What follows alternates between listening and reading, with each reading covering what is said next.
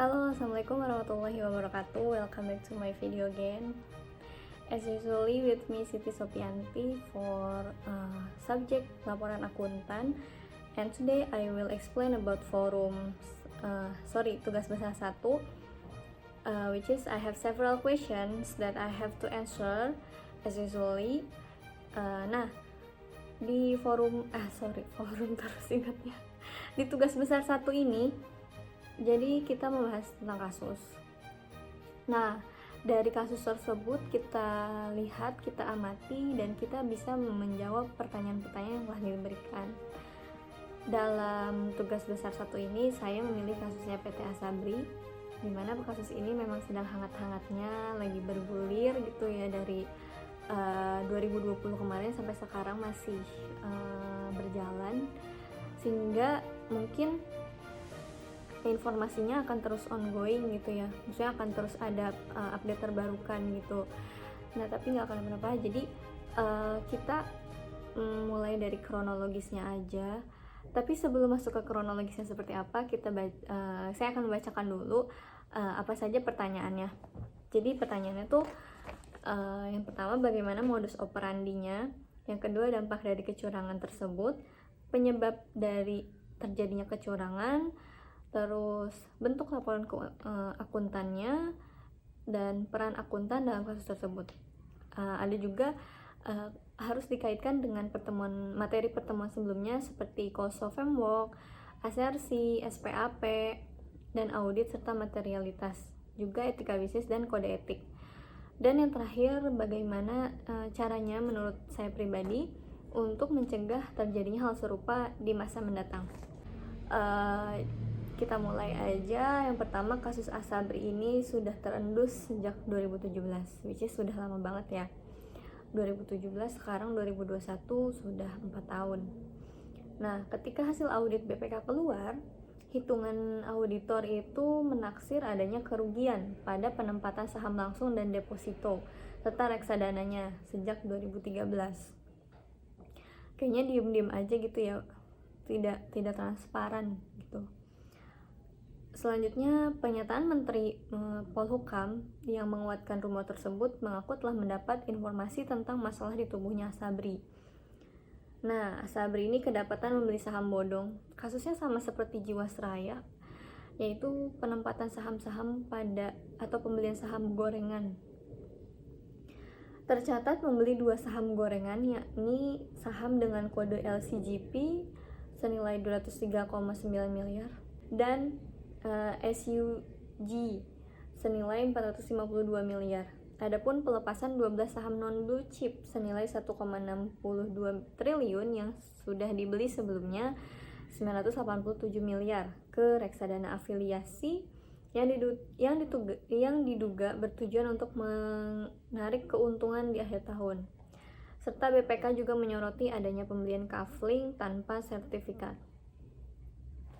Nah, 2017 nih, Asabri itu menempatkan portofolio sahamnya mencapai 5,34 triliun dan reksadana senilai 3,35 triliun, sisanya ke deposito yang mudah dicairkan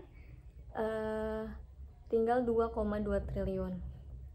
Pada tanggal 8 September, yaitu Bapak Beni Cokrosaputra, pemilik Hansen International, menyurati Direktur Utama Asabri. Jadi FYI, Hansen International ini perusahaan yang Asabri miliki sahamnya lebih dari 5%, kurang lebih 10%. Correct me if I'm wrong. Jadi saya kurang ngerti gimana, tapi setahu saya kalau bukan untuk menjadi saham pengendali itu biasanya tidak boleh untuk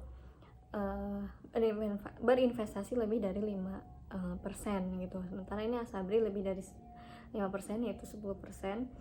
Nah, si Hansen International ini direkturnya menyurati Direktur Asabri bahwa menawarkan 18% saham PT Harvest Time yang dimiliki oleh anak usaha Hansen.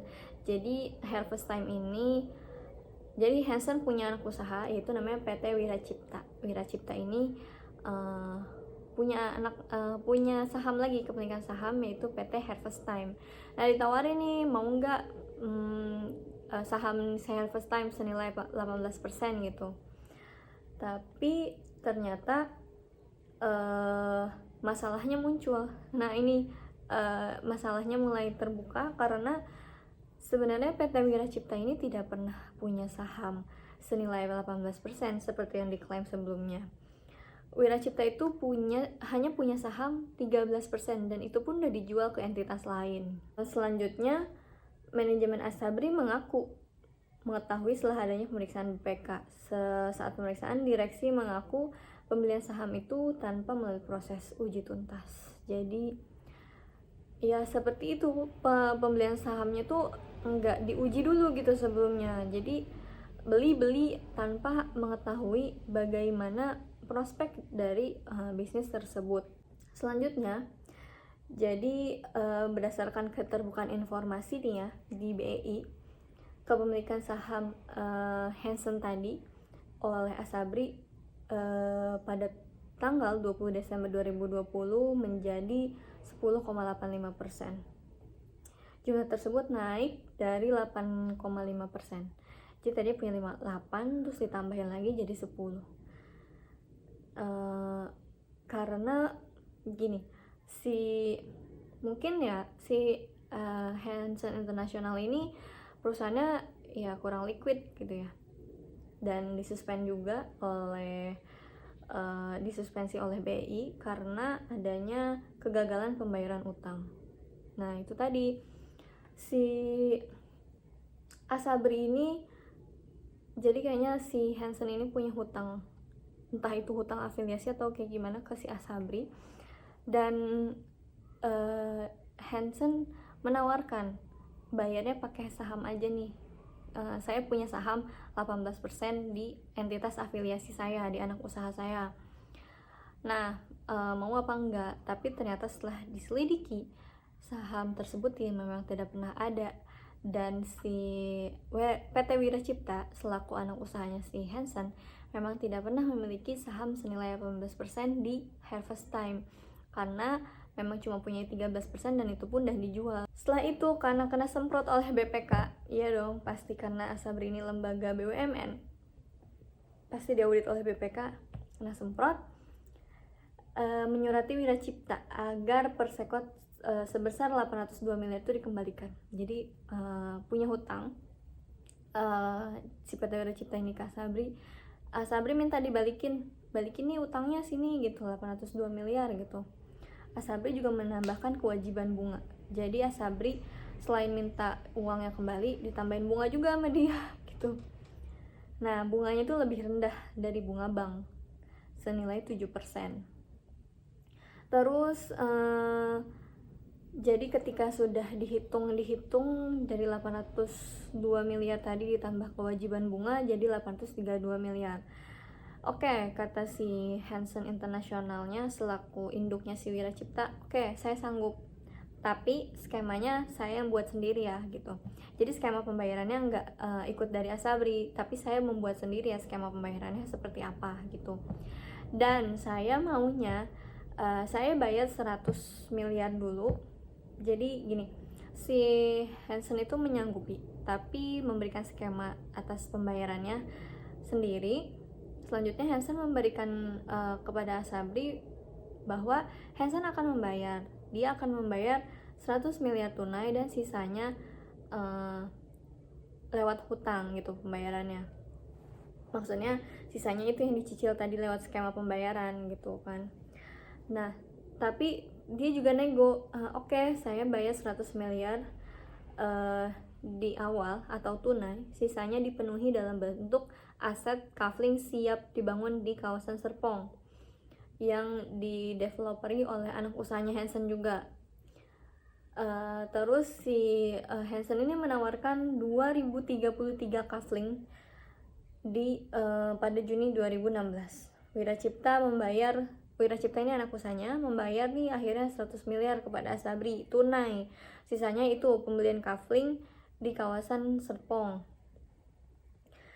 Nah, terus habis itu setelah itu Hansen juga wajib membeli kembali Kavling yang udah dijadikannya sebagai pengganti saham tersebut, tapi nanti keuntungannya harus disetor kepada Asabri.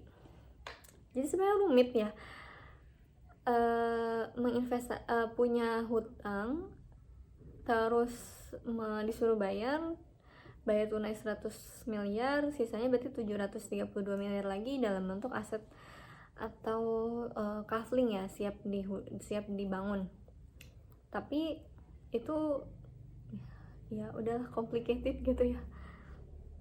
Nah, Wakil Menteri BUMN saat itu menyebutkan memang terdapat kerugian di portofolio dari sisi saham milik PT Asabri. Namun belum diketahui terkait jumlah kerugiannya berapa pastinya ya, karena masih dalam investigasi oleh BPK. Namun sekitar 2/3 saham milik Asabri kini harganya di bawah harga saat IPO atau saat penawaran umum perdana.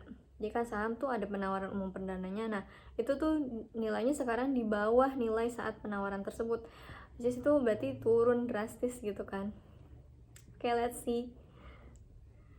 Nah, dari 8 saham tersebut, 8 dari 13 itu lebih rendah, dan 8 saham tersebut 4 diantaranya masuk ke dalam saham gocap alias 50 per lembar saham. Bayangin harganya cuma 50 per lembar saham. Oke, kita nggak usah sebut apa aja, tapi 4 saham di bawah harga IPO, yaitu dari IPO 500 salah satunya jadi 326.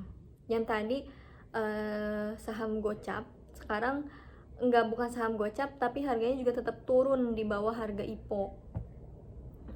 Ya itu turun drastis banget, makanya kerugian Asabri setelah direvaluasi, setelah dilakukan penilaian ulang ya akan sangat jauh, karena memang pertama maksudnya gini, bahasanya membeli sangat banyak tapi profitnya tuh sangat nggak ada gitu, karena memang pembelian sahamnya pada saham-sahamnya itu saham-saham gorengan tadi.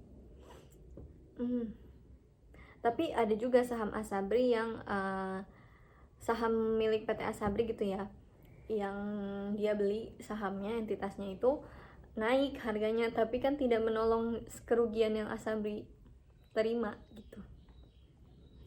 Oke, itu tadi kronologisnya. Kalau dijabarin lebih ulang, jadi Asabri ini memang menempatkan pada saham portofolionya ya, saham, reksadana, dan deposito. Deposito ini karena memang jika kebutuhan mendesak gitu kan bisa dicairin cepat.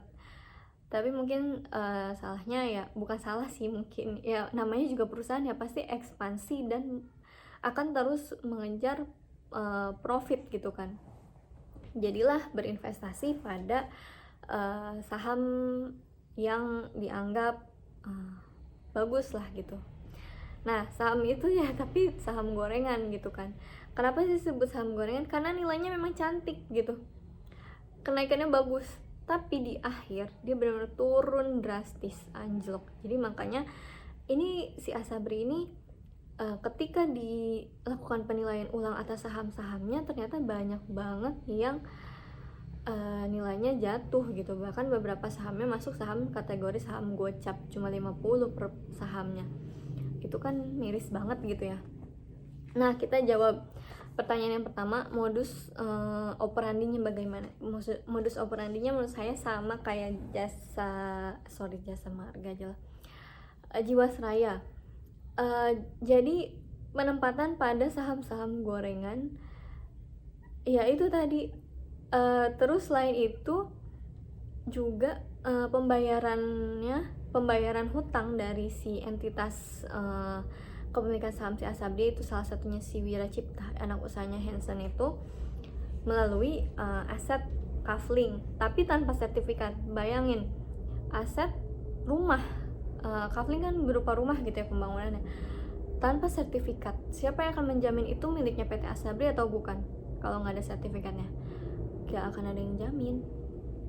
kecuali memang ada sertifikatnya, ada bukti kepemilikannya itu milik PT Asabri, mungkin Asabri akan tenang.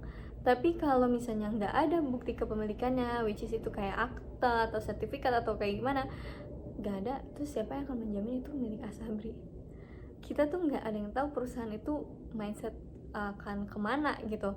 Bisa aja ya awalnya bilang oke, dibayar dengan ini, dibayar dengan itu, tapi karena memang tidak ada bukti kepemilikannya, siapapun bisa mengklaim itu punya siapa gitu, selama memang ada sertifikatnya. Cuma kan kalau ini nggak ada sertifikatnya, jadi ya itu ya sih yang kerugian yang paling drastis itu mungkin ya. Dampak yang kedua, dampak dari kecurangan tersebut udah otomatis rugi banget gitu ya. Cara Asabri ini BUMN yang lumayan cukup besar gitu kan, terus sahamnya udah pasti kepemilikannya punya negara Republik Indonesia, dan saat ini yang saya baca dari CNBC Indonesia bahwa kerugian saham PT Asabri senilai 23,7 triliun. You can imagine that if you have or something like that senilai 23,7 triliun, what would you do with that money? Kalau saya punya uang 23,7 triliun, mungkin saya akan membuka lapangan pekerjaan di sekitar rumah saya membangun sekolahan, saya mungkin akan yang nggak usah muluk-muluk dah, setidaknya tempat saya tinggal itu akan lebih makmur gitu dari sebelumnya. With anything that I have that I can to do untuk kasus korupsi BUMN ya, karena yang saya baca memang lebih besar dari Jiwasraya 17 atau 18 triliun. Asabri ini 23,7 triliun. Oke. Nah, penyebab terjadinya kecurangan, penyebabnya ya awalnya itu karena berinvestasi pada saham gorengan, sehingga menyebabkan adanya kerugian portofolio saham, ada portofolio investasinya gitu kan. Ya udah, akhirnya Asabri benar-benar tidak ada, sudah benar-benar mencatatkan kerugian gitu di dalam perusahaannya, karena memang dari sisi saham tuh berarti posisinya ada di ekuitas ya, berarti di sisi ekuitasnya tuh udah nggak ada gitu. Terus kalau misalnya ekuitasnya udah nggak ada, perusahaan akan bertopang kemana? Ke hutang. Perusahaan juga kan perlu membayar hutang. Jadi sebenarnya gini, makanya kan ada yang namanya debt equity to ratio, melihat seberapa besar kewajibannya dibandingkan dengan ekuitasnya. Kalau perusahaan kewajibannya masih di bawah batas yang normal, berarti ekuitasnya masih besar. Oh, berarti if worst thing happens, kayak perusahaan kelilit hutang atau bangkrut dan segala macam, masih ada ekuitas yang bisa menutupi. Tapi kalau misalnya dari total debt equity to ratio-nya sudah melebihi ambang batas nominal, itu udah otomatis kalau misalnya perusahaannya bangkrut atau mengalami masalah likuiditas, ekuitasnya udah nggak bisa nopang tuh gitu. Jadi kita lihat dari posisinya aja udah rugi sebenarnya. Terus bentuk laporan akuntan, jadi bentuk laporan akuntannya sama sih, yaitu ada laporan opini dari auditor, terus ada laporan keuangannya. Laporan opini kan ada laporan opini, tanggung jawab auditor gitu kan. Terus laporan keuangannya seperti pada umumnya, laporan posisi keuangan, terus laporan laba rugi, terus perubahan ekuitas, arus kas, dan catatan atas laporan keuangan. Ke yang lebih lanjutnya, untuk menjawab pertanyaan berikutnya, peran akuntan dalam kasus tersebut. Nah, jadi gini, pada Pusat Pembinaan Profesi Keuangan atau P2PK Kementerian Keuangan akan memberikan sanksi tegas pada kantor akuntan publik yang terbukti melakukan audit dan memberikan opini tidak sesuai dengan kode etik. Nah, Sekjen Kemenku mengatakan Asabri biasanya diaudit oleh KAP yang terdaftar. KAP-nya memang KAP bagus gitu, KAP yang punya nama gitu, KAP yang ada salah satu KAP-nya yaitu KAP Big Four juga yang mengaudit laporan keuangannya Asabri. Jadi itu perlu dipertanyakan ya kredibilitas KAP-nya sebenarnya. Oke, baik. Terus bisa bersifat teguran sanksinya atau pembebasan sementara dari praktik akuntan publik. Berdasarkan laporan keuangan tahun 2014, laba Asabri tercatat senilai 245 miliar. Masih laba. Padahal dari 2013 tuh udah ada indikasi bahwa adanya penempatan pada saham-saham gorengan gitu. Dan masih dapat opini WTP. Oke. Saat itu KAP-nya yaudah kita nggak usah sebut KAP-nya. Terus dengan auditor yang sama di 2015 ya, laba Asabri tercapai 347 miliar dengan opini wajar tanpa pengecualian. Oke. Selanjutnya pada 2016 masih dengan auditor yang sama, laba Asabri tercatat sebesar 116 miliar dengan opini yang sama wajar tanpa pengecualian. Sedangkan 2017 Asabri kemudian tercatat melonjak. Wow, labanya melonjak. Pada 2017 ketahuan bahwa terkuak gitu bahwa adanya kecurangan dan kerugian. Masih dianggap laba. You have to think twice. 943 miliar. Di periode ini diaudit oleh KAP Big Four. Kita nggak usah sebut namanya siapa. Nah, staf khusus Kementerian BUMN mengharapkan pihak-pihak yang berhutang seperti Hansen bisa memenuhi tanggung jawab atas utangnya supaya bisa membantu Asabri dalam masalah likuiditas. Kita bandingkan tadi kan udah ketahuan ya ada kerugian, bukan kerugian. 2013 itu sudah penempatan saham, penempatan deposito dan reksadana. 2017 terendus bahwa adanya kecurangan di dalam tubuh Asabri, tapi 2017 labanya melonjak senilai 943 miliar. Saya bingung itu gimana. Nah, sesuai peraturan ya dari Menteri Keuangan ini PMK 154 pembinaan dan pengawasan di pasal 2 menyebutkan dalam rangka pembinaan profesi akuntan publik Menteri Keuangan Menteri berwenang satu, memberikan persetujuan pemberian jasa asuransi untuk sementara waktu, penghentian pemberian jasa untuk sementara waktu, persetujuan pengunduran diri sebagai akuntan publik, status terdaftar sebagai rekan non-akuntan publik, pembatalan status terdaftar sebagai rekan non-akuntan publik, status terdaftar sebagai OAI, pembatalan status sebagai OAI, persetujuan pencantuman nama KAP dengan KAPA atau OAA, dan pembekuan. Selanjutnya memberikan izin akuntan publik bagi akuntan publik asing, perpanjangan izin akuntan publik oleh KAP, pencatatan izin KAP, izin cabang KAP, dan pencabutan izin cabang KAP. Dan yang terakhir, mengenakan sanksi administratif kepada akuntan publik, KAP, dan atau cabang KAP atas pelanggaran ketentuan administratif. Oke, dari yang tadi kita bisa lihat ya, peran akuntan publiknya seperti apa. Pasti membantu. Jadi di sini peran akuntan publiknya membantu dalam hal memberikan opini wajar tanpa pengecualian. Berarti peran akuntan publik di sini bagaimana? Turut andil juga dalam dalam pemberian opini pertama.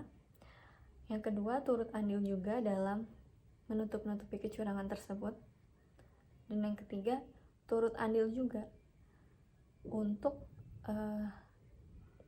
saya nggak tahu sih ya, ini tuh kenapa akuntan publiknya bersikap seperti itu gitu kan.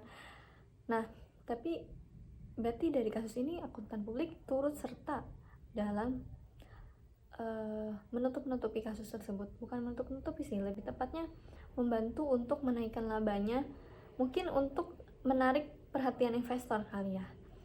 agar berinvestasi, sehingga nanti ketika ada investor investasi, keuangannya Asabri liquid lagi, itu bisa aja membantu Asabri membenahi internalnya. Cuma balik lagi, berarti kalau kayak gitu auditornya nggak independen gitu, tidak bisa diandalkan gitu. Sama kayak kasusnya Enron juga kan ya, sebelumnya Enron kan sebenarnya udah rugi secara laporan keuangan tuh, dia udah defisit, tapi karena dibantu oleh KAP-nya yaitu Arthur Andersen untuk mendapatkan laba, maksudnya mendapatkan laba di sini window dressing ya, jadi labanya dibagus-bagusin gitu kan. Nah, sehingga itu sebenarnya menarik investor untuk berinvestasi agar keuangannya membaik lagi gitu kan. Tapi salah ya salah, karena kan itu tindakan fraud gitu. Akhirnya terkuak, malah investor narik uangnya dan perusahaannya kolaps gitu. Nah, cuma ini perannya berarti akuntan publik ini sangat berarti ya gitu, karena pertama memberikan opini wajar tanpa pengecualian, dimana berarti akuntan sudah menilai bahwa di sini nggak ada kerugian materialitas, atau di sini tidak ada kesalahan materialitas, pokoknya semuanya terbebas dari kesalahan materialitas dan sudah disajikan secara wajar. Berarti saat mengauditnya KAP atau akuntan publik ini sudah menilai ada asersi existence, valuation, cut off, dan completeness. Tapi kenapa nggak dilaporkan isu-isu tersebut gitu? Nah, itu perannya tadi ya, sangat membantu berarti.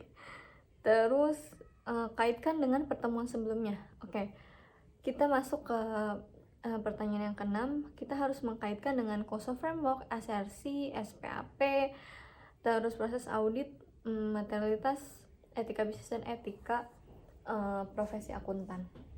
COSO itu kenapa sih dibuat? COSO framework ya. COSO itu kan organisasi yang membuat framework itu rangkap pemikirannya atau rangkap pekerjaannya. Rangka kerja, sorry. Nah, COSO ini sebenarnya membuat COSO framework karena memang saat itu di Amerika banyak kasus fraud yang terjadi gitu. Makanya si COSO ini membuat COSO framework untuk menganalisa ulang gitu, untuk menentukan bagaimana pembuatan pengendalian internal, terus manajemen resiko dan lain sebagainya. Kita tahu kan kalau COSO itu ada control environment, risk assessment, control activities, information and communication, monitoring activities. Selanjutnya ada bagian operation, reporting, compliance. Kita lihat dari segi operation ya. Kalau lagi dari segi operation ya, Asabri ini memang mungkin sudah menjalankan operasionalnya seefisien mungkin. Tapi dari segi reporting, Asabri terakhir melakukan publish laporan keuangannya itu 2017, dimana 2018 sampai sekarang dia tidak mempublish laporan keuangannya. Mungkin untuk reporting dia tidak seterbuka itu gitu. Terus compliance, untuk kepatuhan Asabri juga sangat rendah gitu kepatuhannya, dimana kan perusahaan BUMN harus mempublish laporan keuangannya. Nah, ini Asabri enggak gitu kan, berarti Asabri juga kurang patuh dari segi compliance ya. Terus dari segi risk assessment, control activities, information and communication, monitoring activities. Gini, Asabri ini kan perusahaan yang besar, otomatis ada risk management di dalamnya. Tapi kenapa saat pembelian saham malah membeli tanpa adanya studi kelayakan yang tuntas gitu atas pembelian saham tersebut? Harusnya kan risk manajemennya ada ketika kita membeli saham gitu kan. Kita harus melihat potensi-potensinya gitu. Kita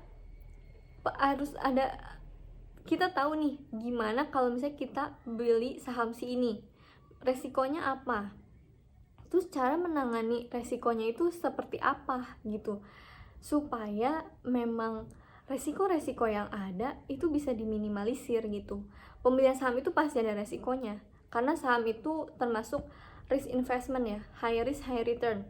Jadi resikonya tinggi, returnnya juga tinggi. Tapi kalau kita bisa menganalisis dengan baik dan benar, resiko-resiko itu bisa diminimalisir gitu. Makanya kan ada financial advisory biasanya gitu kan, sebelum membeli saham ada analisanya dulu gitu. Analisa-analisa yang digunakan kan banyak gitu ya, tapi mungkin ya di dalam tubuh Asabri tidak melakukan itu sampai tuntas gitu. Makanya ya ini resikonya gitu, resikonya tidak bisa dikendalikan. Akhirnya resikonya apa? Ya membeli pada saham gorengan resikonya apa? Ya rugi, karena di dalam perusahaan ya sebenarnya nggak ada tuh profit gitu, tapi karena dibeli dalam jumlah yang banyak gitu, akhirnya memberikan kerugian juga dalam jumlah yang banyak. Nah itu resikonya. Nah mungkin bisa dilihat dari nominal saham persen yang dimiliki, persentasenya yang dimiliki gitu kan ya. Terus information and communication-nya juga kurang, karena di sini kan komisarisnya BUMN itu ya pasti negara Republik Indonesia ya, Menteri BUMN. Nah menterinya BUMN juga baru tahu kalau misalnya ada kecurangan, berarti tidak ada komunikasi antara direksi Asabri dengan komisarisnya gitu untuk pembelian investasi atau penempatan investasi pada portofolio saham. Di situ kan ada asimetri informasi juga kan, ada ketimpangan informasi ternyata. Ya itu sebabnya sama juga sih sebenarnya modus operandinya sama si PT Jiwasraya, karena direksinya juga enggak terbuka sama komisarisnya gitu. Dan yang tadi ada yang di highlight bahwa ketika BPK melakukan investigasi, baru kan direksinya Asabri mengaku memang adanya penempatan pada saham-saham gorengan gitu. Jadi berarti di sini ada ketimpangan informasi nih gitu. BUMN selaku holding mungkin ya tidak mengetahui Asabri ini punya saham pada saham-saham gorengan, tapi Asabri melakukan investasi ini secara diam-diam aja gitu. Bukan secara diam-diam sih, lebih tepatnya tidak terbuka gitu ya. Nah, kalau kita kaitkan dengan prosedur audit, di awal kan prosedur audit itu ada perjanjian audit atau perikatan. Di sini kan mungkin ada deal gitu ya. Asabri tuh maunya gimana sih gitu. Nah, disinilah saat perikatan audit, kita nggak tahu ya deal-dealan Asabri dengan KAP yang mengauditnya itu bagaimana. Itu kan tidak bisa dipublish, tapi mungkin Asabri meminta untuk, kan saat perikatan ini kan klien maunya seperti apa sih, terus jasa asuransi yang mau diberikan tuh jasa apa sih gitu, keluhannya bagaimana gitu. Nah ini kan saat perikatan kan pasti dengan tekanan pasti adalah deal-deal seperti itu gitu. Terus mempelajari kondisi atau sistem perusahaan. Berarti di sini KAP-nya tidak mempelajari secara betul kondisi perusahaannya seperti apa gitu.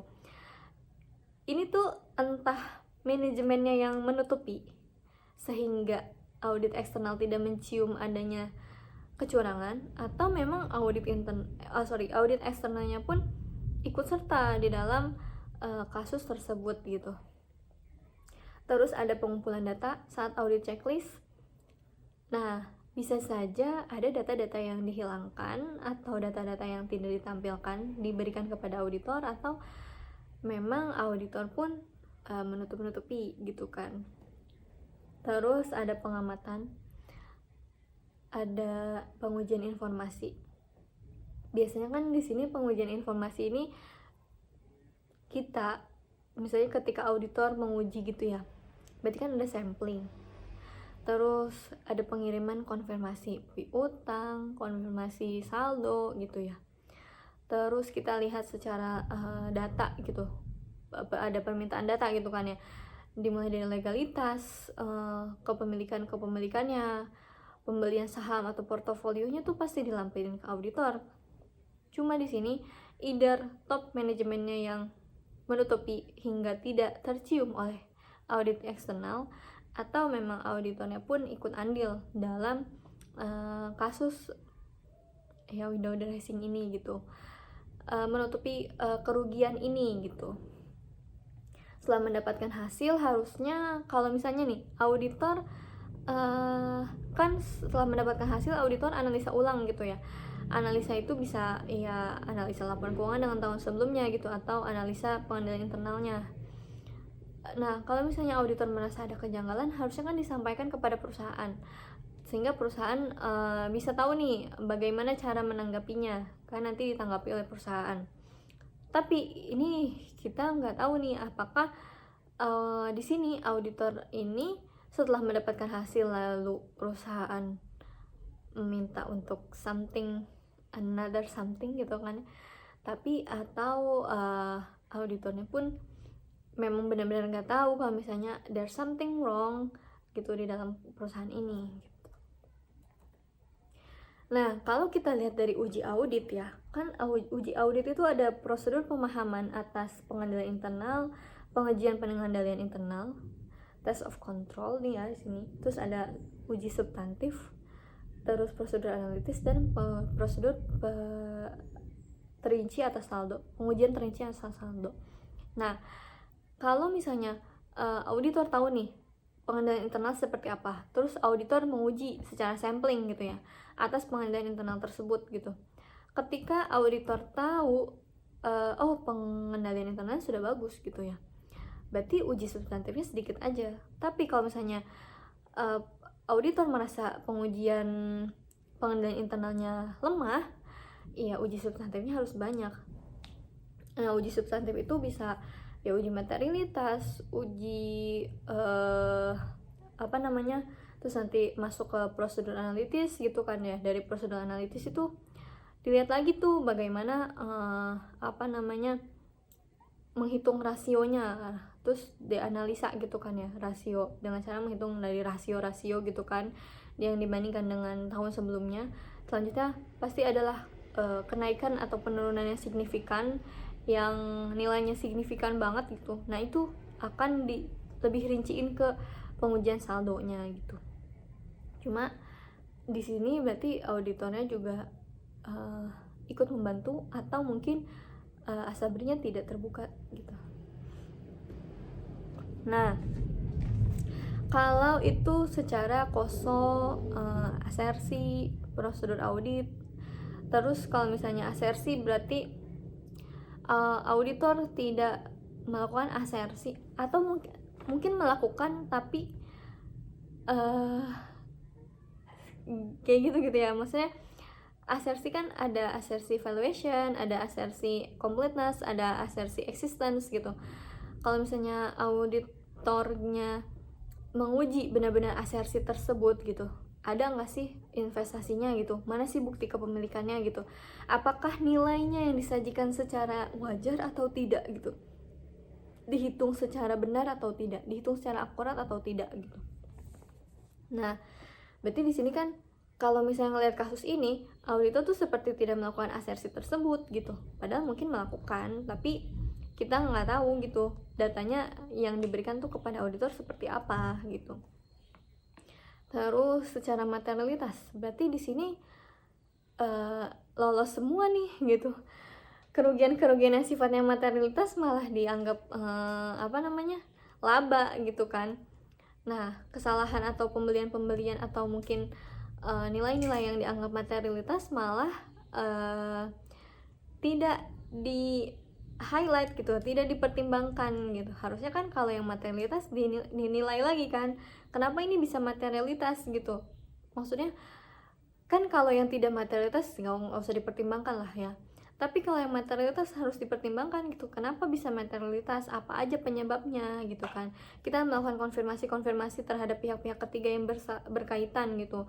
Nah, tapi kalau di sini enggak, berarti ya gitu ya. Secara kode etik udah pasti nih akuntan publik dan KAP-nya melanggar kode etik. Secara etika bisnis juga nggak bagus, karena mungkin di sini KAP-nya profit minded gitu ya. Sementara yang kita tahu KAP itu kan tidak boleh mengiklan gitu ya. KAP itu dan dokter bukan profesi yang bisa mengiklankan profesinya gitu sehingga bisa datang ke profesi itu. Tapi kan KAP itu dilihat dari integritas dan independennya gitu kan. Semakin integritasnya bagus, independensinya bagus, dan kredibilitas, itu pasti nama KAP itu bagus gitu. Seperti yang kita tahu kan, ada etika sesuai dengan IAI gitu kan, ada independensi, integritas, dan objektivitas, standar umum dan prinsip akuntansi, tanggung jawab kepada klien, tanggung jawab kepada rekan profesi, dan tanggung jawab dan praktik lain. Jadi di sini tidak ada semua melanggar gitu kan KAP-nya. Yang seharusnya tuh tidak memberikan opini gitu. Akhirnya kan tidak ada tanggung jawabnya auditor ini gitu kan. Karena apa? Asabri ini maksudnya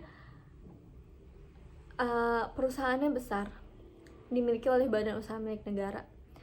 Terus badan usaha milik negara ini dapat uang tuh dari mana sih buat membiayai? Otomatis dari anggaran belanja atau anggaran yang diberikan pemerintah. Anggaran tersebut dari mana? Dari penerimaan pajak dan cukai segala macam. Pajak dapatnya dari pemerintah. Udah otomatis Asabri ini pajak dari masyarakat. Asabri ini udah pasti otomatis milik masyarakat juga. Dan KAP yang mengauditnya masyarakat harusnya percaya gitu ya, bahwa laporan keuangannya sudah bebas dari kesalahan material.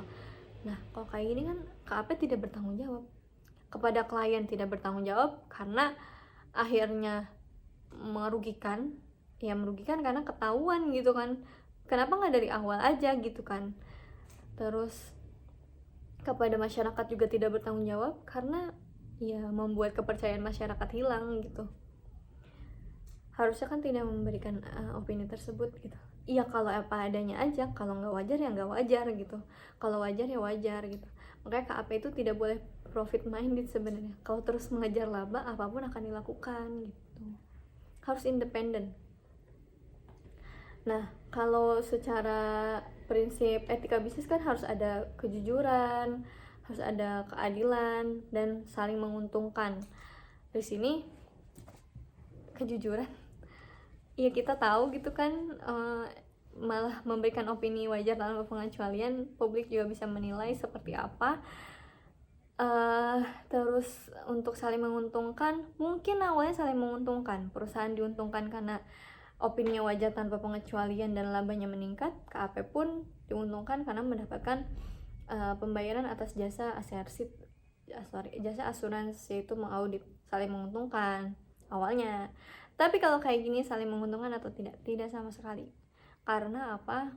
Secara kerugian ini paling besar.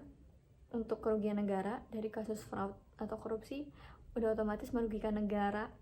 Dan kalau negara yang udah rugi, pasti masyarakat pun ya rugi gitu. Karena negara dari mana sih pendapatannya kalau bukan dari masyarakat juga gitu. Udah otomatis malah saling merugikan lah, merugikan pekerjanya juga, pegawainya juga, stakeholdersnya gitu kan. Ya merugikan orang lain lah gitu. Merugikannya lebih banyak gitu. Terus secara integritas tidak ada dari auditornya, dari Asabrinya juga. Nah, masuk ke yang terakhir, pencegahan. Bagaimana caranya mencegah agar tidak kejadian serupa terulang. Saya bukan pakar atau ahli banget di bidang seperti ini. Cuma saya sebagai mahasiswa dan juga masyarakat tentunya yang menilai kasus ini udah pasti merugikan. Negara rugi karena perbuatan tersebut, karena karena yaitu tadi, perusahaan kalau udah profit minded apapun akan dilakukan. Jadi balik lagi, prinsip GCG itu harus diterapkan. Saran saya menerapkan prinsip GCG sebaik mungkin, karena dari prinsip GCG itu yang bisa meminimalisir dari dampak-dampak atau fraud. Karena GCG udah pasti mengatur sedemikian rupa agar perusahaan ini baik dan sesuai dengan aturan gitu kan. good corporate governance gitu. Terus yang kedua, kepada KAP-nya tolong untuk saya tidak ingin menyebutnya KAP-nya siapa, tapi tolong untuk kepada lembaga-lembaga yang bisa mengatur itu, harap KAP-nya dibina lebih lanjut gitu kan, diberi, mungkin nggak usah, bukan sanksi, terserah itu akan diberikan sanksi atau teguran, tapi apapun itu seadil-adilnya gitu. Jadi diberikan kepada KAP tersebut apapun itu yang dianggap paling adil dalam hal tersebut gitu ya, entah itu sanksi, teguran, atau mungkin pembekuan tuh. Pembinaan juga terhadap akuntan publiknya gitu, bahwa ya akuntan itu pihak ketiga independen yang dianggap paling independen dalam menilai suatu laporan keuangan perusahaan. Karena internal perusahaan udah pasti bukan nggak independen, udah pasti ada ya rasa sense of belongingnya terhadap perusahaan. Tapi karena akuntan publik kan bukan pegawai di situ, jadi tolong akuntan publiknya lebih bisa independen lagi. Dan harusnya pemerintah dalam hal ini BUMN lebih lebih ini lagi gitu ya, pengawasan terhadap perusahaan-perusahaan BUMN lebih ketat lagi gitu kan. Jika mungkin kalau misalnya ada perusahaan BUMN yang tidak mempublish laporan keuangannya, harap diberikan ya teguran atau sanksi gitu kan. Sama seperti halnya mungkin kayak entitas yang tidak melaporkan atau telat melaporkan laporan keuangannya pada Bursa Efek juga kan diberikan sanksi atau teguran. Ya kalau misalnya untuk perusahaan yang melakukan fraud, saya harap sih BPK gitu ya sebagai yang auditor pemerintahan, harap diusut lebih lanjut gitu kan, lebih tuntas, lebih dalam, agar memang bisa terselesaikan sampai akar-akarnya. Mungkin kalau sampai akar-akarnya butuh proses yang lebih banyak lagi atau lebih lama, tapi setidaknya apapun resikonya bisa dikendalikan gitu. Manajemennya harus lebih bagus lagi dari perusahaan juga. Oke, itu kurang lebihnya dari saya. Kasus ini membuat kita sadar gitu ya, bahwa korupsi itu awalnya aja yang manis, tapi belakang-belakangnya sangat merugikan diri sendiri, orang lain, negara bahkan. Jadi harap untuk yang masih menganggap fraud ini sebagai tindakan yang fraud itu karena bukan yang gede aja harus yang dibasmi, tapi yang kecil-kecilnya pun harus dibasmi. Jadi harap yang masih menganggap fraud yang kecil-kecil itu masih gitu, harap dipertimbangkan ulang gitu. Saya bukan orang yang ahli dalam hal tersebut, bukan pakar dan bukan apapun. Saya hanya mahasiswa yang memberikan opini atas saya melihat kasus, saya baca pertanyaannya apa, saya simpulkan. Saya tidak mensudutkan Asabri, saya tidak mensudutkan KAP, saya tidak mensudutkan siapapun di sini. Saya hanya membaca kasus, menganalisa kasus, dan yang saya inginkan ya kita lebih bersih lagi aja. Ya maksudnya secara perusahaan, secara KAP, secara pemerintah gitu. Oke, itu saja dari saya. Kurang lebihnya mohon maaf karena terlalu lama kali ya. If you guys have another insight, as usually, you can comment on my video below through the comment gitu kan. Thank you for watching and see you on next video. Wassalamualaikum warahmatullahi wabarakatuh.